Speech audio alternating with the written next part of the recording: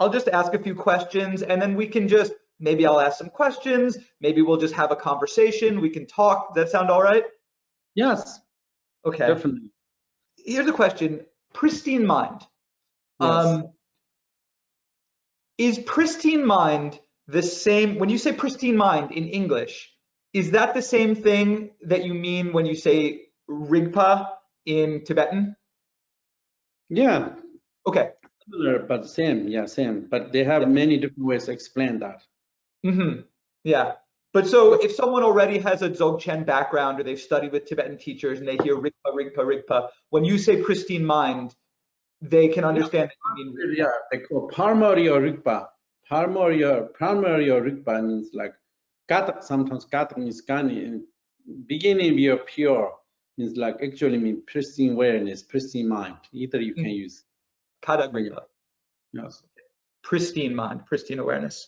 That's helpful. So something I loved, there are a few things I loved about your book, many things I loved about your book, but often with books about Dzogchen, the book will give some teaching, right? It'll give some instruction, and then it stops. And it says, okay, we cannot go any further.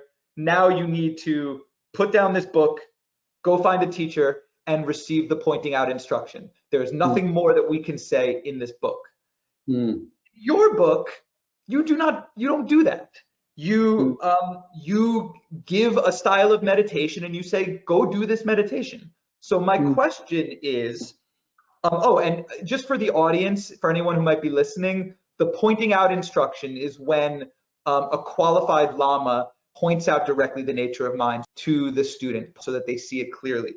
So most Dzogchen books say, they teach, and then they say, okay, now you have to go get a pointing out instruction.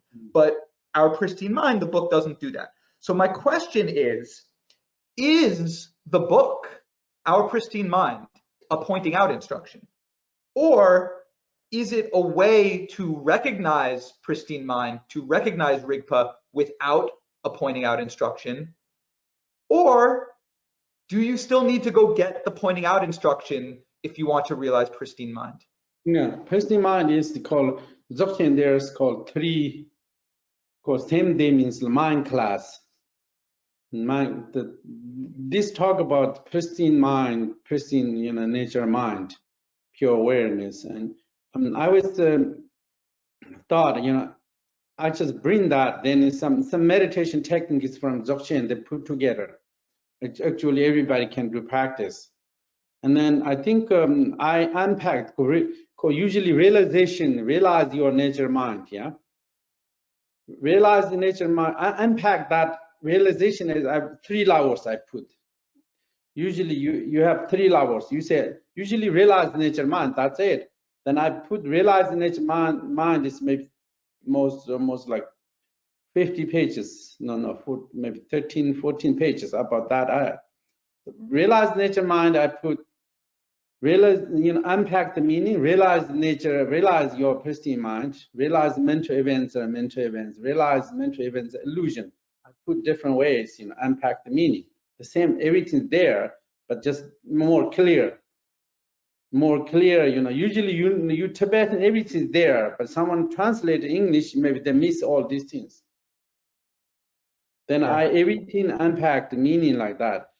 And I think a guided meditation is one way point introduction, but the point introduction is a little bit different levels, different Dzogchen has. Dzogchen has many different courses. Same day, long day, mang per day. Same day means mind class level point introduction, that day meditations, not the highest level Dzogchen. Still here one thing, but there are many things are not here also. Dzogchen is huge tantra. It's a big tantra, therefore big practice. It's not just only, there are many different introductions. This is one level introduction, therefore. I think this, when you start in pristine mind, then easy to understand Dzogchen. When you receive like traditional Dzogchen, like Jibzen Ying, like some, or like Hongqing Ying, then easy to understand in after that. Almost key to that, unlike that. Mm, I see. Yeah, and I think that's important. That's really useful to understand that yes, pristine mind is sort of a Dzogchen teaching, but it's so much bigger. Dzogchen is not just that; it's so many things. Would you say it's true that if someone reads this book and they practice diligently, intelligently, they understand the book, you give a sort of 4-part instruction from Padmasambhava. Don't follow the past, don't anticipate the future, remain in the present, leave your mind alone. That's your meditation instruction from Padmasambhava. If someone reads this book, understands it, and practices, is that enough for them to experience pristine mind, to recognize rigpa? Yeah, I think a little bit need introduction. Always teachers require, and it's good because someone has experience. I think reading pristine mind alone maybe can understand some degree, but really you need to have, I think someone has, you have any book you can read, understand it, maybe like science or other things, but you have teachers that be good. Yes, I think study is best. Study you can, someone has some understanding. There's my job is I thought, and I wanted future train pristine mind training teacher, Yeah. for example, and then not just only me, everybody can study. Practice future. I think therefore, I think there's mindfulness teacher trainings, but there's not much Dzogchen or pristine mind. But I think, for example, really means we need to have more experiential teachers like trained by that. I think then right now we don't have much teachers, only a few people, but experientially like course you go through, one by one, begin to end to make sure the guided meditations are clear, and then everything's clear. There's each guided meditation. When beginning realization, there's guided meditation. Beginning meditation section, there's not guided meditation. Make sure guided meditations are very clear introductions. And then I train by, I think that then I think there's chance to experience some degree pristine mind. Yeah. So I think three things, you realize your mind is pristine, you realize mental events, and these things are like understanding, but the more you do practice, the more you can experience, the deeper level of that. Yeah, so that was really exciting to me to hear you talk about the idea of teacher training, because I believe that we need these teachings right now. Yeah, this is essential teachings. Yeah, very essential teachings are many people tell me that's really are the very, it's very important right now. Yeah, I think the human race, humanity needs more awakening, more insight, more loving kindness and compassion. And so it's something I think about a lot. How can we spread these teachings? And you heard, like, when we did our question and answer, there was a person, Monica, right, who was very earnest and really wants to train Dzogchen, Mahmudra, and she said, "Where can I find a teacher?" And it shouldn't be like that, right? If someone, so the idea that you might be training, is that something you are seriously considering or planning to do, to open up this teacher training? Future, people ask me, future definitely, and I want to train teachers, and I think the train teachers is very important to survive the lineage, also benefit many people. Yes, absolutely. And so when you say teacher training, do you mean pristine mind teacher training? Because pristine mind teacher training, yeah. Dzogchen teaching, that is decades, all this retreat, right? Like teacher training to make a Dzogchen master, very hard, right? Very difficult. Yeah, I think just alone pristine mind training is enough. I think that's training, or then Dzogchen training is different. Dzogchen is you use traditional books. I think that's very good. Mundo and then traditional books much clearly explain like that, and anything both, I think that's very good. I think both. Yeah. So you could probably, because Pristine Mind is smaller than all of Dzogchen, you could do teacher training more, Yeah. more quickly, more people. That alone. Every Pristine Mind is really good. What do you call that? System. You can put very good. What do you call this manual? Not what do you call pedagogy, or I don't know what you can. It's like a curriculum. Curriculum, exact curriculum. You do pack this, then this, that. It's very. I did Stanford University, 2 times.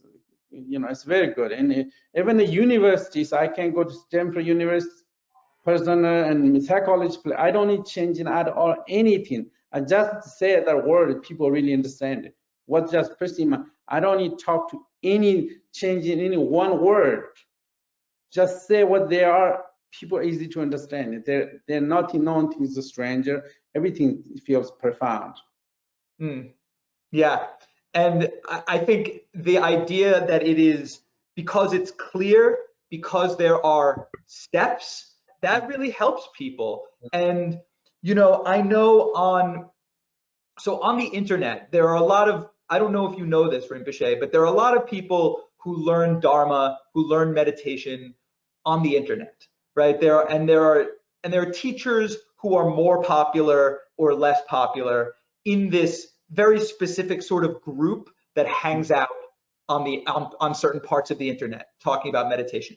And one thing that they love that really seems to resonate with them is when things are very systematic, when there are clear steps, precise instructions. They don't, maybe this is good, maybe this is bad, but they don't have much patience for things that are less precise, more ambiguous. They need that precision. And Pristine Mind teachings have that precision. So it's a very good fit, I think. Yeah, I think that's very good. A good future. We have that, and therefore Pristine Mind, and I think that's good. Therefore, I think someday we can train teachers that be good. That's very exciting. I look forward to seeing that happen. Yes. So can we is it okay to talk a little bit about practice? Yes. Details of practice? Okay. Yes. So one big part of the Pristine Mind teachings is this idea of mental events. Yes. Could you briefly just explain what you mean when you talk about mental events and how they relate to Pristine Mind practice? 2 things, for example, clouds and sky. Yeah, clouds are temporary, and the sky is, there are 2 things we have: Pristine Mind and mental events. Pristine Mind is the original mind, clear, pure, pristine awareness. Mental events, thoughts are mental events, emotions are mental events, and then habits, beliefs, anything occur your awareness called mental events. Events means not their part, they just comes, goes. Then they call that events. Events take place means just only temporary events. It's not permanent original experience. The Pristine Mind is original experience, not mental events. And I think you can say clouds and cloud and sky. That's a very good example. A good example. And also that's really good. And then also you pond this, you become dirty, and then but the water, the really natural pond water, and then dirty, all these things dissipate, water comes naturally. Similarly, the mental events is the all thoughts, emotions, anxiety, fear, and they are just temporary events, and they obscure the Pristine Mind. And then when you remain in Pristine Mind, they're dissipate. And I think that's really and why what's called samsara right now, because we are right now, our Pristine Mind is totally overcast. We don't know there is, and then that called samsara, also confusion mind. And someone's mind is upset or like angry, then the goal is and all these mental events appear, dissipate, then you experience pristine mind. Then there's few mental events are not big deal. Few mental events are not problematic, but large amount mental events are a big problematic. But usually we live this order. We don't need 70, 80% mental events unnecessary and harmful. We don't need many mental events. Yeah, and that most people think, oh, we need mental events. No, people are saying, you know, oh, we need lots of food and refrigerator everywhere. No, and we don't need a furniture, lots of furniture in a home. We need a few furnitures. Yeah, there's mental events is like anything occur your own awareness. That's called mental events. Lots of mental events, I think, more happier, more productive. More, you know, joy, less stressed, and therefore the few mental events are not big deal. When they're doing the meditation, we have few mental events. Would I be correct to say, because I think this style of practice is so interesting, and especially for people who practice maybe in the Theravada tradition or they do mindfulness meditation, it's so different in a way that I think is very interesting. And would it be correct to say that the main practice with pristine mind meditation is to just leave your mental events alone? Like that's your main job, right? To just, mental events come up. Your mind alone, your awareness, they don't change it, they don't focus, they just, whatever happens, just leave it alone, and then they dissipate. Right. They will dissipate on their own if you just leave them alone. Yes. For example, Theravada tradition is mostly talk about, you know, consciousness, thought level. The same as Tibetan, we have that thought level, emotion level, and you know, like they're not talk about fundamental mind. They don't talk usually, and sometimes a little bit Buddha nature, a little bit go up. But mostly talk about regular emotions, thoughts. That's really, you know, like that. And then when you talk about Dzogchen, then you talk about fundamental, different, distinguished fundamental mental events. Then how to get there? That's a little bit different way to, you know, explain the mind. Yeah. And so one thing that really struck me is the different role that attention plays, you know? And so in certain styles of Theravadan vipassana practice, what you do is whatever arises, you pay attention to it. A sound comes up, attention.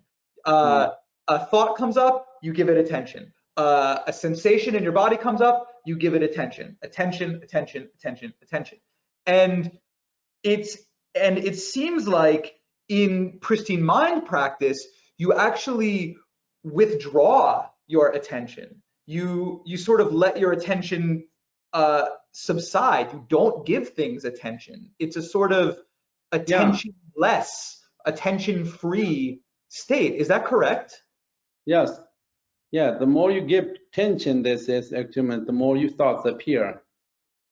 For example, I see that, you know, like the tree, and then tree thoughts come, and then, you know, like pop up more mental events, and then I think that's really, and then the pristine mind is just remaining, you know, don't follow past, don't anticipate future, and not going, just mind remaining just present moment. And then just naturally dissolved all confusion mind, you know, this, and that really, and then you experience natural condition. This is, the more you thinking, the more you focus, the more attention, then mind is not natural, it's a little bit stopped. That's really Dzogchen, like that. Therefore, more remaining is the, you know, meditating. That, yeah, it's when they talk shamatha, it's similar. You just remaining, you know, breath, not like analyze the breath or not anything, just remaining just breath. That's it. You're not observing that. Yeah, but so this is interesting because shamatha, for instance, you are paying attention to something, not mental events, but to the breath or to a visual object like a statue of the Buddha or whatever, but you are paying attention to some sense experience, right? And Yes. it sounds like, and please tell me if I'm misunderstanding, it sounds like if you give attention even to a sense object like the breath, that will not allow pristine mind to arise. To allow pristine mind to appear, you don't give attention to mental objects, but you also don't give attention to the breath, to your body. You let go of everything. Is that correct? First may you use the breath, but certain once mind is calm down, then it's don't follow, then it's switch to awareness. First may you use the breath, and then when you use the breath, then your thoughts are calm down, and and for example, only not analyze, just using the focused breath, then thought, like sometimes beginning step pure awareness, people cannot do that. Therefore, there's so much going on. And then they use breath. Once you use the breath, then once minds come down, then easy to remain in pure awareness. And then gradually go into pristine mind. Actually, I'm doing that. Yeah. And would you say that it's correct that there is, in pristine mind, there's no object, no meditation object? Yeah, and they're not focused. You see many objects, but you're not focusing external objects. And if you start to, if your attention goes to it, then you are supposed to just let go, like just release. Yeah. Time to time go, no problem, but mainly focus pure awareness. That's important. That's helpful. That's the house. No big deal. Everybody do that. Yeah. And so your eyes are open, but you're also not focusing attention on what you see. Exactly. Your eyes open, but not just give any how do you say, interpretations. Okay, interesting. Now you talk about how how pristine mind arises or is recognizable in the gaps between mental events. Does that mean that, well, let me ask it this way. Is it possible to experience pristine mind, to realize pristine mind, while conceptual thoughts are present, or only after they dissolve? No. I can add this, like, you can see the blue sky, same time you see cloud, yeah? Yeah. Oh yeah, similar. You can experience pristine mind, maybe 70%, but maybe you can 30 parts you can see mental events, and that's normal. That's not a big deal, and that's not contradicted. You can small mind, mental events, and you can have no problem. And you can give always, for example, I can see my hand, but I can put this. You see here, but you see both. Similarly, you have pristine mind, sometimes few thoughts there, that's not a big deal. And is that, when you say that, do you mean in the same moment? So can you have a thought in the same moment? Yeah, same moment, yeah. Okay, that's very clarifying. Thank you. Now, in some traditions, some Buddhist traditions, other meditative traditions, they talk about how to do, formal meditation on the cushion, formal practice. But then they also talk about how you should practice in your everyday activities, just in your normal life. In the pristine mind practice, the pristine mind style, is there a way that you recommend practicing during your everyday activities, while you're doing your dishes, while you're doing your taxes? Is there an instruction for how to practice? I think there in the book there's called Pristine Mind Everyday Life. There's one thing there. They have, but actually means once you familiar pristine mind, then you do it under any circumstance very easy. Just remain in pristine mind, wash dishes, not upset, not angry, but remain in pristine mind, or anything, wash dishes or other things. I see. You talk about in the book the 4 qualities of a good heart. Yes. Yes. And these are, what practitioners of really all Buddhist traditions would recognize as the 4 immeasurable qualities, or the 4 Brahma Viharas: loving kindness, compassion, sympathetic joy, and equanimity or impartiality. In Dzogchen practice, or in pristine mind practice, do you do meditations on the immeasurables? Do you do loving kindness meditations and so forth? Yes. Yes. Ngondo, they call Ngondo, Lemony called Ngondo practice. The words my perfect. Before Dzogchen, you need to do that loving kind meditation. There's very beautiful, introduction about 4 this loving kindness. You go loving kindness and then go to bodhicitta. These 4 major posts called, then the result is bodhicitta. Did you say where it came from? Did you say it was from words from my perfect teacher? Yes, that's the Dzogchen Ngondo. Dzogchen, foundation of Dzogchen. First you start in Dzogchen, you start in that, and then once you do practice, then you start in real Dzogchen. That's called, there's 4 major posts there. Okay.